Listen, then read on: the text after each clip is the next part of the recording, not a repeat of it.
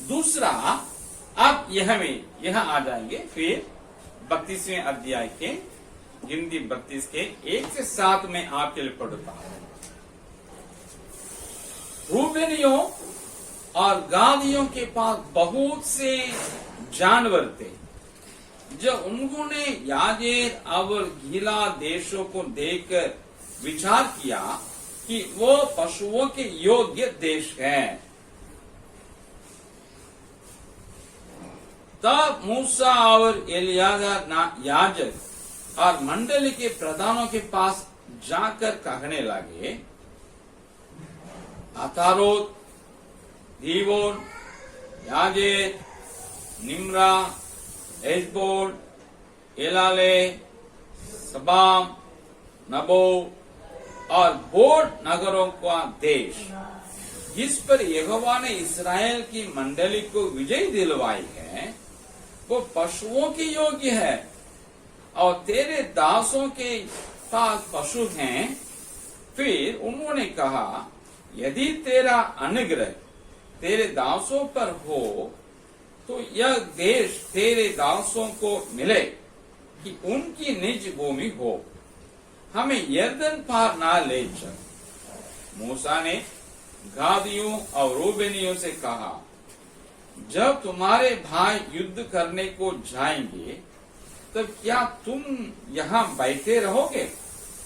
और इस्राएलियों से भी उस पार के देश जाने के विषय जो यहोवा ने उन्हें दिया है तुम क्यों अस्वीकार करवाते हो?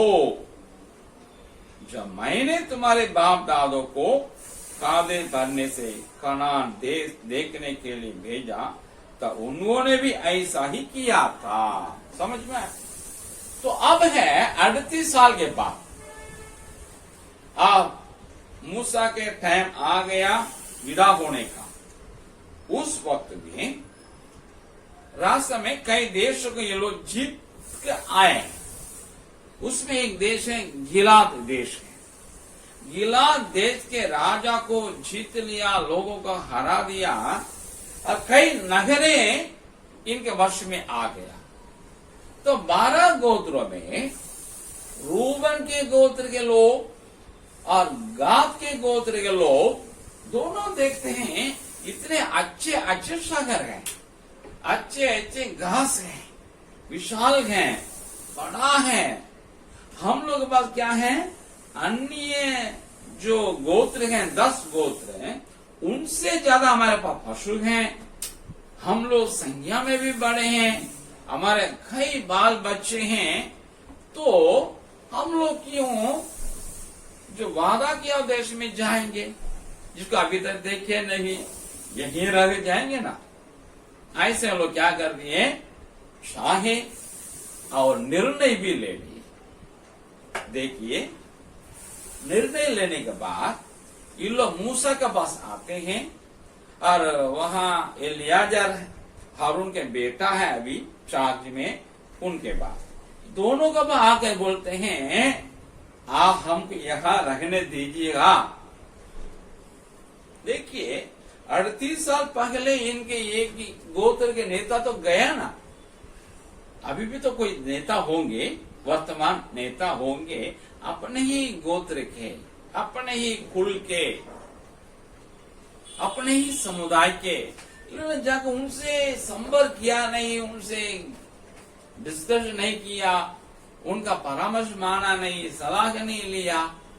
सीधे लोग ग्रुप मिलकर मूसा के पास चलेगा, हमको दे दीजिएगा। मूसा कहता है, इसी प्रकार 38 साल पहले तुम्हारे बाप दादा लोग भी किए थे, जिससे तुम्हारे बाप दादा सब तो मर ही गए। अभी आप दूसरी पीढ़ी हैं, ये दूसरी पीढ़ी अंदर जाना का वादा किया देश के अंदर, लेकिन आप 2 गोत्र, एक और गोत्र भी इसमें मनाशे गोत्र के आधा भी इनके साथ है, आधा नहीं आधा है, 2.5 गोत्र के लोग हैं अभी। लेकिन अग्रणी इन 2 गोत्र है, वो तो थोड़ा पीछे हैं, इसलिए ना आधा लोग नहीं है।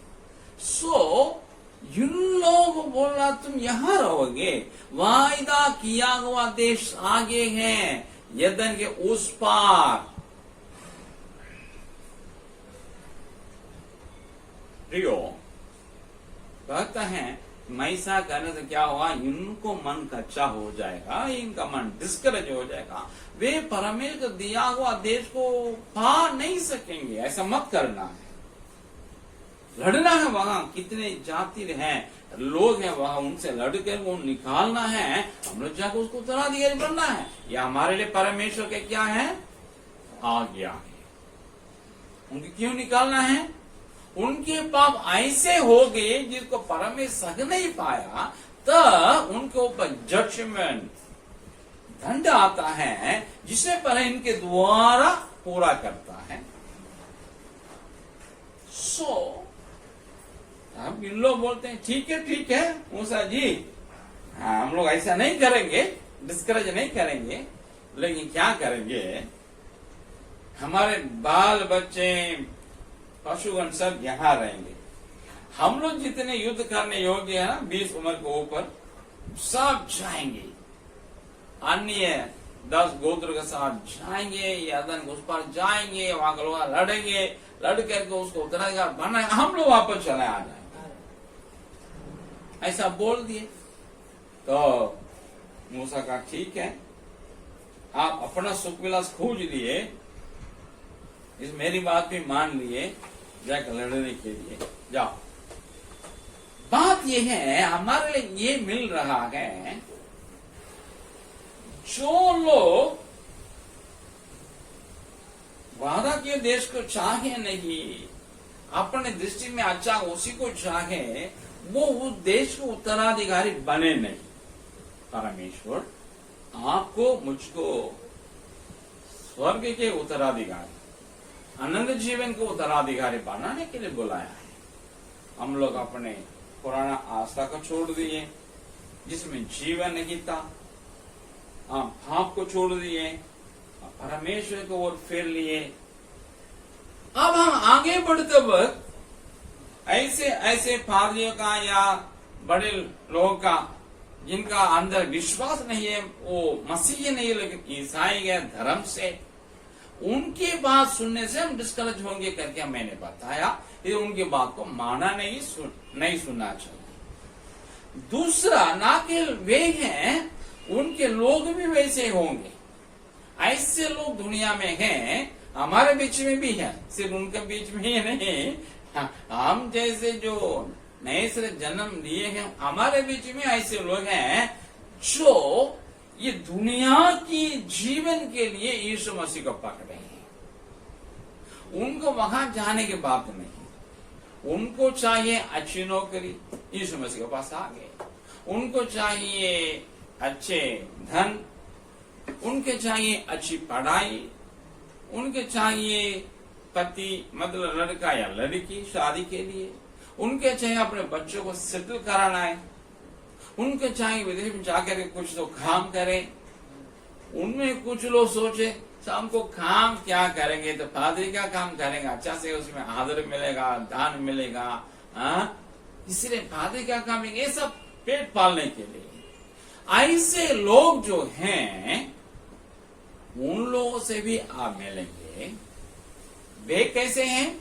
देखिए, वो एकदम अच्छा रहने के लिए प्रार्थना करेंगे,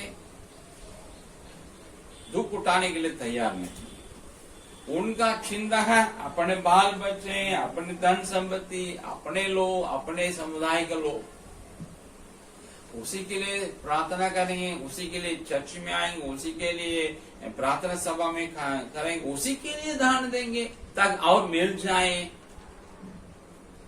आप देखेंगे ये लोग तो बहुत अच्छे ही रहते हैं, इनका क्या खामी है। हम लोग तो प्रभु में आएंगे, लेकिन हमारा पास क्या है, अभी भी गरीबी है, अभी भी हमारा पास कुछ धन नहीं है। आप इनको सोच के क्या करेंगे, हमारा मन का अच्छा होने का संभावना है। उन लोग बोलेंगे आप विश्वास करेंगे ना, प्रभु से मांगिए, विश्वास से वो पाइए, ये पाइए, खाद पाइए, घर पाइए, पत्नी पाइए, पति पाइए, विश्वास से मांगिए, सब प्रभु आपको देगा, क्योंकि उसने कहा जो कोई मेरे नाम से मांगो तुमको मिल जाएगा। प्रियो, आप आप और हम इन लोगों को ना देखें, उनके इस प्रकार का जीवन को ना देखें, उनका दर्शन स्वर्ग पहुंचने का नहीं, यही रहने का, यही एंजॉय करने का, उसी के लिए आपको देखेंगे तो आपका मेरा मन भी डिस्करेज हो जाएगा। 32 साल हो गए बिहार आकर के, क्या रखे हैं हमसे। मेरा एक चेला पूछा था, नेगेटिव रूप में नहीं, पॉजिटिव में, भैया आप तो 32 साल कर दिए, अपना पूरा जिंदगी यहाँ बिता दिए हैं, क्या रखे हैं आपके रहने के लिए? कुछ है? कुछ नहीं। तो सोचिए भैया, अरे ये बात हम सोचते रहेंगे तो मेरे सेवका छूट जाएगी। 32 साल हुआ है, लेकिन हम अपने लिए कुछ न संजय किए हैं, न संजय करेंगे। हम उसी के लिए हम नहीं आए, संजय करने के लिए, एंजॉय करने के लिए, धन दौलत के लिए। हम मदरा छोड़ करके, मेरा टीचर का काम छोड़ करके, अपने घर परिवार सगर सब छोड़ के यहाँ नहीं आए। हम यहाँ आए प्रभु की सेवा करने के लिए। ऐसे लोगों को देखेंगे मेरा भी डिस्करेज हो जाएगा, मैं नहीं देखूंगा। आपको भी क्या नहीं करना है, ऐसे लोगों को नहीं देखना है। आपको मालूम है अब्राहम लूत दोनों के जो चरवाहों के बीच में वहां भी विवाद हुआ, अब्राहम ने कह दिया, सुनो बाबू, ये पूरे देश आपके मेरे सामने है, जगह तुम जाना चाहते चले जाओ, जिसको तुम छोड़ेगा ना वो हम ले लेंगे, लेकिन हमारे बीच में वाद विवाद नहीं होना चाहिए। क्यों? अन्य जाति के लोग यहाँ हैं, उनके बीच हमारा गवाही बना के रखना है। हम देखते लूत ने एकदम देखने में हरा भरा जाको सुन लिया, वहां जगह रह गया। उसके बाद क्या हुआ आपको पता ही है। ये बात को उत्पत्ति 13 का 9, 10, 11 में आप देख सकते हैं। और आगे 18 में 19वें अध्याय में देखिएगा, जैसे वो शहर उलट पलट हो गया। आज वो जगह में मृत्यु सागर है। बलाम, उसको आप जानते हैं, एक नबी, भले इजरायली नहीं था, लेकिन वो भी परमेश्वर की बात को सुनने वाला, समझने वाला, लोगों के पास जाकर पहुंचाने वाला था सीरिया का। लेकिन जो उसको भी लालच दिखाया गया, वो भी लालच में पड़ करके जहां जाने के लिए परमेश्वर यहोवा ने मना किया, वहां जाने के लिए जबरदस्ती क्या किया, उससे अनुमति पाया। लेकिन बाइबल बताती है आग वो जाने से पहले उसके सामने परमेश्वर खड़ा किया उसको मार डालने के लिए। आखिर हम देखते हैं वो मर ही गया है। अच्छा मृत्यु नहीं, बुरी मृत्यु हुई। ये बात को गिनती की किताब 22वें अध्याय के 12, 20, 22 में और आगे भी आप देख सकते हैं। कुरिन्थ कलीसिया के लोगों के बारे में हमारे पौलुस क्या कहता पढ़ते हैं, पहला कुरिन्थियों 15 अध्याय 19वें वचन में यो लिखा है, यदि हम केवल इसी जीवन में मसीह से आशा रखते हैं तो हम सब मनुष्यों से अधिक अभागे हैं। दूसरे लोगों जो मसीही नहीं है, विश्वास नहीं, वे तो अभागे हैं, क्योंकि वो जीवन के यहाँ के जीवन में जीवन बिताते हैं। उनके अनंत जीवन के बारे में कुछ दर्शन भी नहीं, कुछ जानकारी भी नहीं। लेकिन हम लोग जो जानकारी पा चुके, वहां जाने के लिए रवाना निकल चुके हैं, तो हम उसी दर्शन के साथ जाना है। लेकिन हम लोग भी इन मसीहियों ईसाइयों को देख करके धन दौलत और नौकरी सुख सुविधाओं के लिए क्रिश्चियन बने रहेंगे, क्रिश्चियन बनेंगे, उसी के लिए प्रार्थना करेंगे, उसी के लिए चर्च जाएंगे। तो बाइबल बताती है अन्य जाति के लोगों से भी अधिक अभागे हम लोग ही होंगे। इसलिए कुरिन्थ के लोग ऐसे थे, उनको लिखता है पौलुस, ऐसा मत रहना है, भाग्यवान रहो, अभागा नहीं रहना है। वो भी अन्य जाति से भाग कभी नहीं होना है। और ना केवल वो है, स्मरण कलश के बारे में थोड़ा हम देखते हैं। प्रकाशित वाक्य है उसका 2 अध्याय 9वां वचन पढ़ते हैं। उसके बाद 3 अध्याय का 17 भी हम आपके लिए पढ़ते हैं। 9 में पढ़ते हैं, मैं तेरे क्लेश और दरिद्रता को जानता हूं, परंतु तू धनी है। और जो लोग अपने आप को यहूदी कहते हैं और है ही नहीं पर शैतान की सभा है, उनकी निंदा को भी जानता हूं। पर ईश कहता है सुनना कर सको, तुम दरिद्र हो, है ना, सारी तुम्हारा दरिद्रता को मैं जानता हूं, तुम्हारा क्लेश को भी जानता हूं। सुमना कलिसिया का दरिद्र का कारण क्लेश है। उन पर जो क्लेश आया उस वक्त में उन लोग बने रहने के लिए, बचे रहने के लिए, जिंदा रहने के लिए साथ नहीं दी, यीशु मसीह की इनकार नहीं किए, तब उनको ऊपर आर्थिक दबाव आया, उसमें दरिद्रता आ गया है। लेकिन यीशु कहा था, लेकिन तुम धनी हो, ये ब्रैकेट में लिखा हुआ है। लेकिन 3 अध्याय के 17 वचन पढ़ते हैं, देखिएगा क्या लिखा है। ये लौदीकिया कलीसिया के लिए, तू कहता है कि मैं धनी हूँ और धनवान हो गया हूँ और मुझे किसी वस्तु की घटी नहीं, और यह नहीं जानता कि तू अभागा और तुच्छ और कंगाल और अंधा और नंगा है। इसलिए मैं तुझे सम्मति देता हूँ कि आग में ताजा हुआ सोना मुझसे मोल ले कि तू धनी हो जाए, और श्वेत वस्त्र ले ले कि पहन कर तुझे अपने नंगेपन की लज्जा ना हो, और अपने आंखों में लगाने के लिए सुरमा ले कि तू देखने लगे। तो कलीसिया दोनों एक ही वक्त में अस्तित्व में थी। आज की तुर्की में उसे उनको बोलते हैं, एक लौदीकिया, दूसरा स्मुरना दरिद्रता क्लेश सहने के कारण अपनाया, लेकिन परमों को कहा तुम धनी है। लेकिन लौदीकिया वो एकदम धनी सचमुच में था, मेटीरियल भौतिक रूप में, लेकिन परमेश्वर ने कहा तुम लेकिन कंगाल हो। प्रियो, हम लोग लौदीकिया कलीसिया के लोगों जैसा यहाँ के जी मतलब भलाई, यहाँ के सुख दौलत धन के लिए ना रहे, हम स्मुरना कलीसिया के समान रहे, ताकि परमेश्वर हमारे लिए गवाही दे सकते हैं। हम दरिद्र रहे, लेकिन परमेश्वर के सन्मुख में धनी होना आवश्यक है।